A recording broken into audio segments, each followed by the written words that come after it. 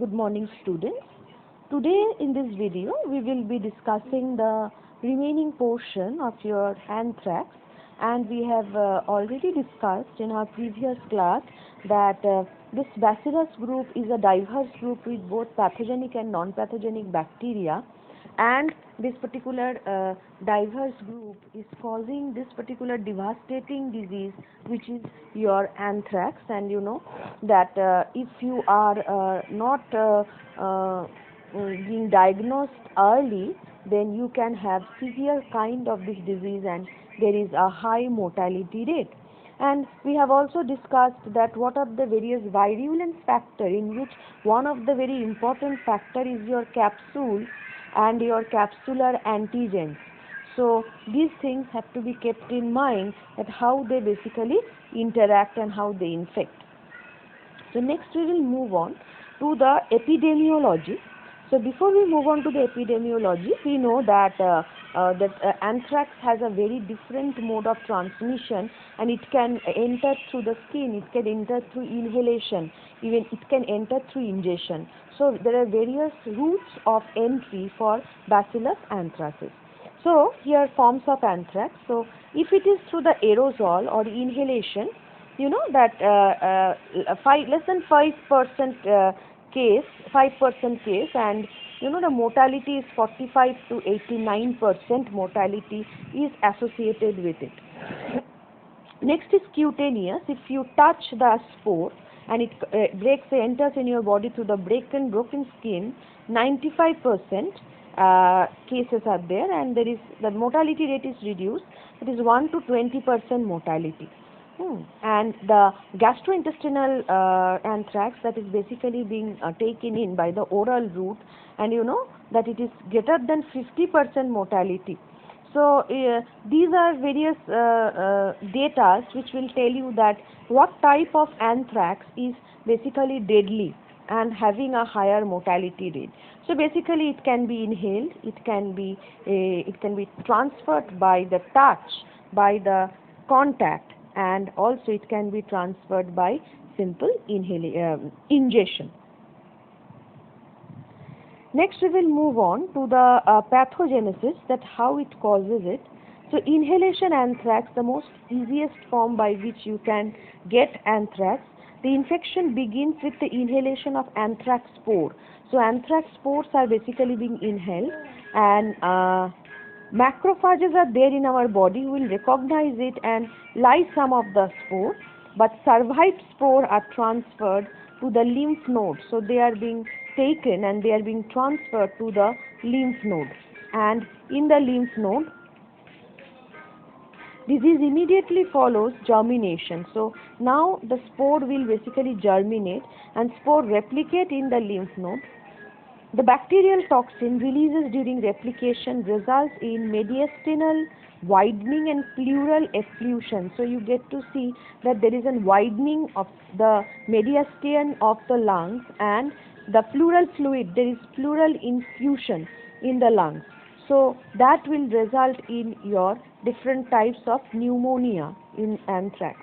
So inhalation anthrax is the most lethal type of anthrax. That is why we are discussing. And the incubation period is 1 to 7 days, possibly ranging up to 42 days. So depending upon the lethal dose, that means how many spores you have inhaled, the days may vary from 7 to 42. And case fatality, if untreated, of course it is 97% fatal, and with antimicrobial therapy also it is 75%. So you understand that anthrax is really a deadly disease. Next we will move on to another type of anthrax, that is your cutaneous anthrax, on the surface of the skin. So 95% of the infection is cutaneous anthrax. When the bacterium enters a cut or a scratch on the skin, so if there is a cut or a scratch on the skin and from which it enters, may also be spread by biting insects. The spores germinate, toxins produce, resulting in itchy bumps and vesicles, and then painless black ulcer. So you get to see this painless black ulcer. So first there is a bump, then this particular vesicle rupture, and then it becomes ulcerative. So like this way it basically affects the skin. Next is your gastrointestinal anthrax. GI anthrax may follow after the consumption of contaminated food, poorly cooked meat. The meat is poorly cooked and it is having the anthrax spores. There are two different forms of anthrax: oral pharyngeal anthrax and abdominal anthrax. There are two types of anthrax. Next is your lab diagnosis. So if you diagnose for the anthrax, you go for exudates checkup. You take out the exudates and you check that whether the organisms are there in it or not. Next is blood, cerebrospinal fluid, aspirated fluid, tissues.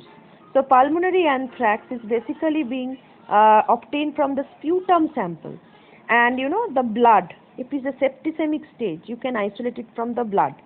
Malignant pustules, specimen fluid from the vesicle is collected, and microscopy is done by doing staining like Gram staining, GMSA staining, and there are other McFadden stains that can also be done. And culture on nutrient blood agar and nutrient broth at 37 degrees centigrade can also be done. Stain from culture can be done. So you first culture it and then you stain it. That can also be one methodology. Now this is presumptive identification, Gram stain. So in Gram stain you can also go for capsular production if there is capsules or not. You isolate it in blood agar, see the colony morphology, no hemolysis, non-motile, spores you can see. By Gram stain, as you will see nothing, you will see a transparent body in Gram stain, and you can also go for endospore staining by malachite green, as you know. Confirmatory test, you go for fajrlysis.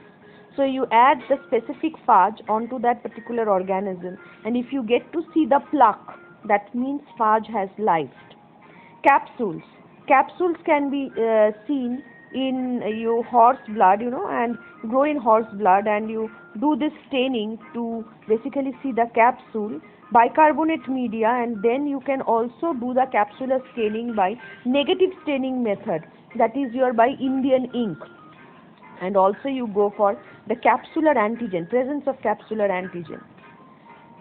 As we know, rapid detection test is ELISA test. You can go for the check of antibody, antigen.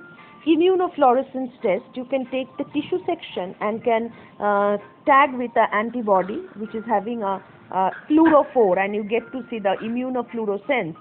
And of course the confirmatory test is the PCR, which will detect whether the genome of that particular bacteria is there or not by amplification. Radiological diagnosis for pulmonary anthrax, useful for inhalation anthrax. You see widening of mediastinum and pleural efflusion, resulting less available space in the lungs. You will get to see that this lungs and this lungs. So this is a less available space in the lungs. So all this thing is being done. CT scan can also be done. Treatment. First is hospitalization. You cannot just leave the patient home. Intravenous antibiotics, intensive support care with electrolytes, mechanical ventilation, hemodynamic support. So whatever is required by the patient, that is given. So before 2001, the first line of treatment was simple penicillin G, beta-lactamase group, 60 days course of antibiotics.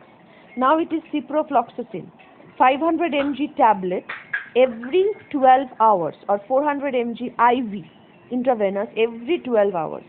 Doxycycline, 100 mg tablet every 12 hours or 100 mg IV every 12 hours. And others are also there for inhalation: clindamycin, rifampicin, chloramphenicol, aminoglycoside, cephalosporin, etc.